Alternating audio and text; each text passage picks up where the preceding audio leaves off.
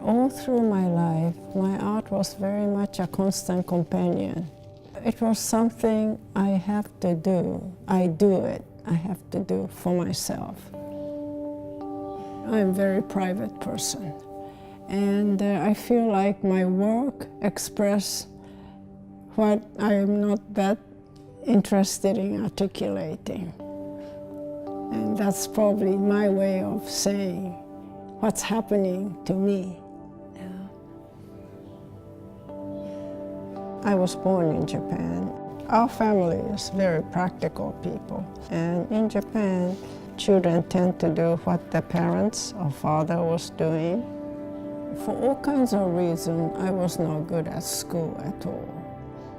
But art class, I enjoyed it immensely, and I was good at it.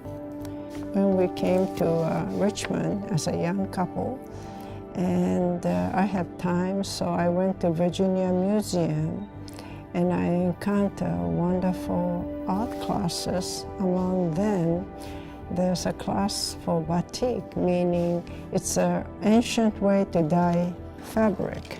And that's how it all started for me, that idea of using fabric, dye, and hands to make something transform from one stage to the other. As the work evolved, my work became more personal, and I knew right away it's something I wanted to do for a long time. And that was lucky. I'm not saying it was easy, but for a woman, I was lucky that I was able to raise children, but also have art career.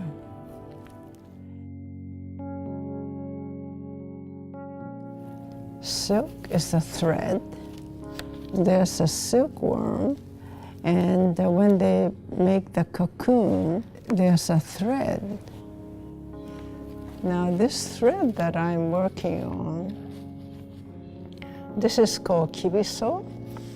Kibiso is our first 10 meters of a silkworm production of 3,000 meters. That's what one silkworm produces in their lifetime, 3,000 meters.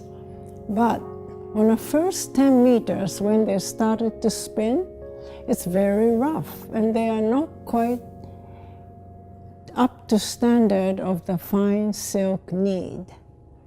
So they used to throw it away, stack this up and throw it away.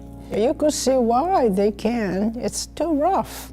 They have all kinds of cocoons still sticking to it, and you could see this is really not valued. But with a green movement, they started to see, what can we do with this? It's a shame to throw it away. So they started to give this to artists, designers, and it's a big success. But see how rough? I really like it. And it smells really kind of primitive. It is cut in this very short length, but because I was doing reconnected, disconnected, for me, I just put this together and glue it and make a long thread out of it. And that works for me for my work, because that's exactly what I'm doing now. My work around this stage is very much about moving back to Richmond, and this transition is very much about my life now. Disconnected relation, reconnected relation, new relations, and it's about connection. I'm always very interested in what will happen on our way to the end of the road. For instance, this was flat at the beginning, and then I wanted them to become more wavy on the bottom part. So I add more thread in here. Then it becomes like earth and water, maybe earth and sky, but it's not obvious. I probably have the feeling there must be all kinds of ways to put silver leaf on top of this thread. But to put it in a simple language, I swoosh it. Art making have the rhythm of their own. For me, while I'm working, it talks to me and it evolves. And so, in a way, I'm led by my nose many times to see what will happen. And it does not mean you catch all your surprise, because not all surprises are wonderful. But when the pearl of a surprise happens, when you're working, you are there to catch it. This one is kind of subtle. Two hues, the two cultures are still trying to come together. And you'd be surprised that you think South and North is still same United States, but it's very different. This piece is more obvious, North and South, kind of trying to merge. Because it's silk, it takes color beautifully. Fabric used to be flat, and then this group of people, they started to challenge the flat fabric. Some have like rusted nails, holes, burn holes. Fabric itself becoming more intellectually challenging. And I like that kind of surprise, like in human beings too, when you get to know each other. And it's kind of nice to have layers and layers of human experience come out. And that's what I enjoy very much about life and cloth.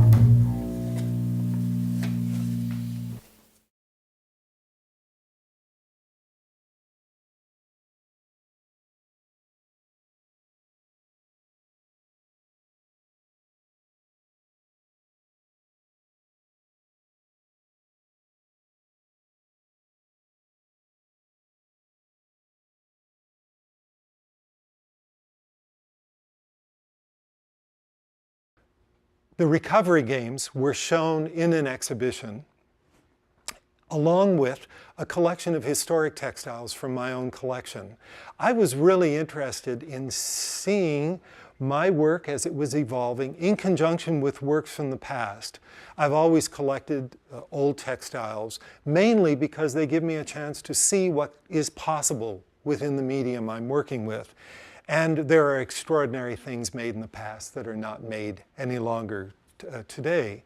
And the interesting thing happened. Someone attended the exhibition and looked at all of my work and looked at the two galleries of historic textiles and said, why don't you think about showing them together? Why don't you put your work next to a textile which has a relationship to it?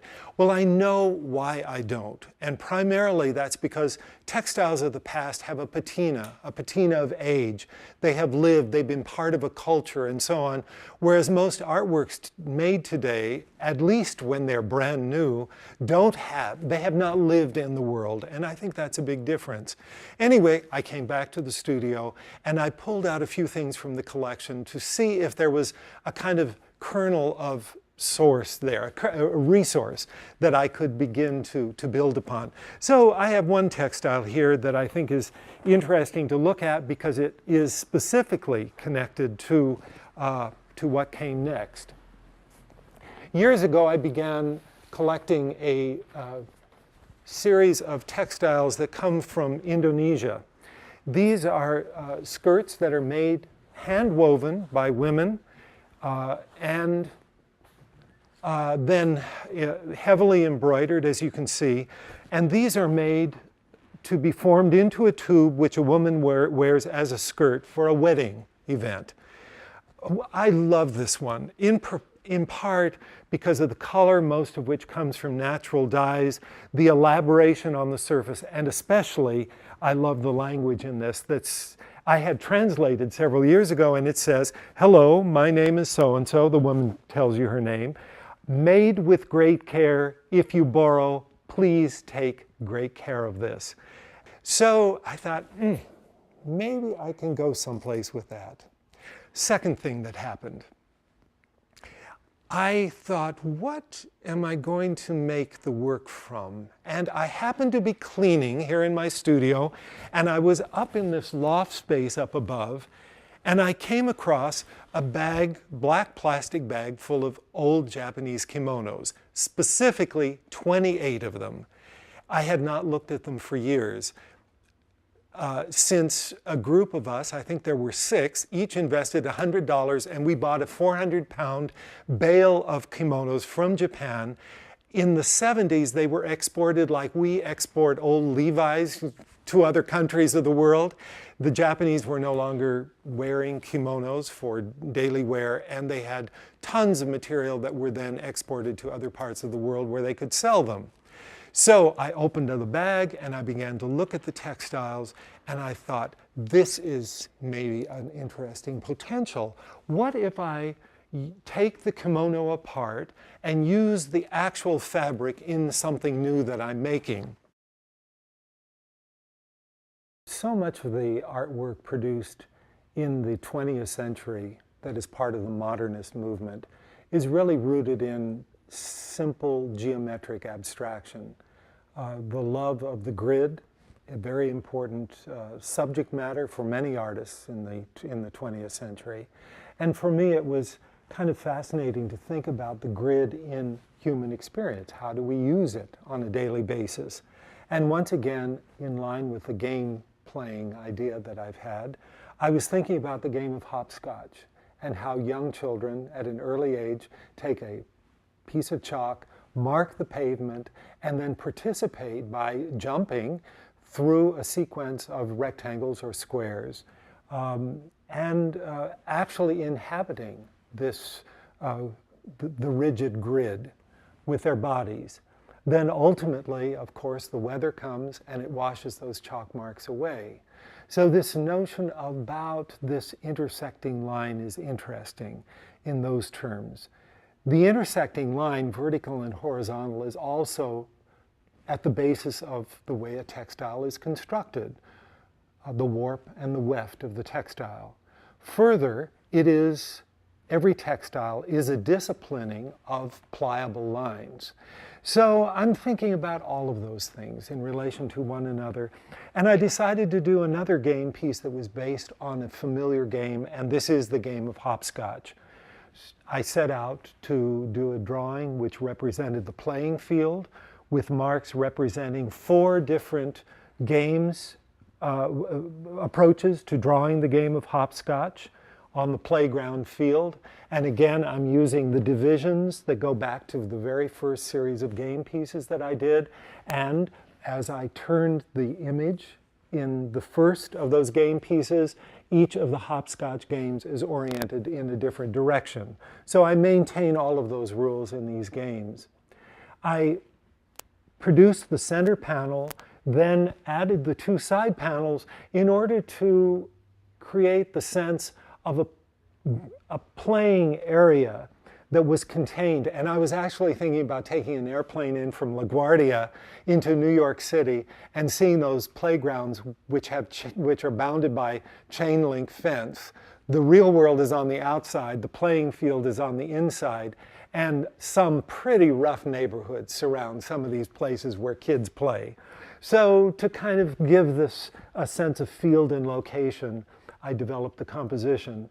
And then as all of that was arriving at a point of completion, I kept saying, there's something missing. And in order to explore what might be missing, I took some rope like this, went into the large room next door, and stood up above and threw the rope as though I was playing the game. I played the game as a child, and I thought perhaps in playing the game again, I'd find the answer to this piece. Actually, in throwing the rope, I began to find that it took on configurations that really were expressive of the gesture of the body moving through space. And that is how I finally arrived at the composition of this bead-like element, which is sewn to the acrylic, which covers each of these pieces. Perhaps you can see this is a figure, a head, arms, and legs, boots. I mean, it's kind of like a little bit of a mad Russian dancer or something of the sort. Nevertheless, expressing something of the gesture and the energy that occurs in relationship to the game.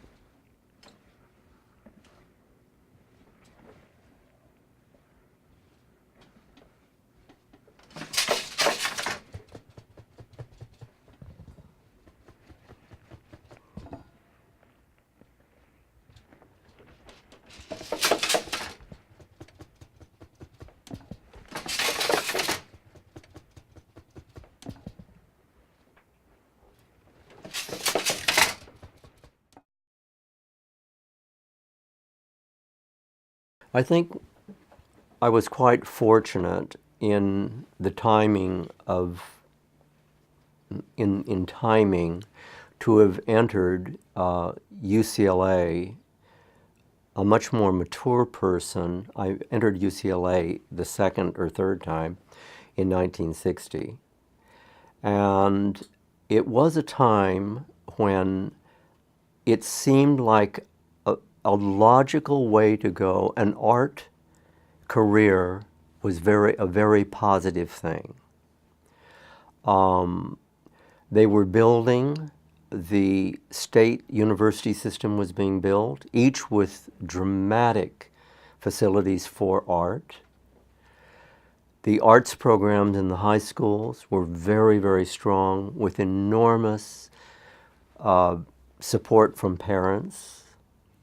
And we had California Design showcasing the work of artists, so that we had faculty who were supportive, who encouraged us to go into the art field, and we also could see a way of perhaps getting a job in the universities because they were building so many of them. And then also we could have our work showcased in California Design once every 3 or 4 years. I forget what it was. And so the idea of becoming an art major looked very promising. I met my wife, Vera Lee, at that particular time, and she and I ended up getting excellent jobs in local junior high and senior high schools. And we performed beautifully, and we were extremely happy. But by the mid-60s, we began to think that there was even perhaps more to life. I mean, it was such a buoyant period in the history of the United States. John Kennedy had given us so much hope. And we were looking around for venues of other things to do, because that's the kind of attitude we have. The attitude wasn't to amass money, it was to have life experiences. And it turned out we heard about a program in Oaxaca that educated teenage women, girls, young girls, from all over the United States. And eventually we bought into that business, and in 1970, much to the horror of our families, we moved to Oaxaca with our 2 young girls, babies actually, and began a program which introduced to teenagers from the United States the culture of southern Mexico, which was and still is extremely vibrant.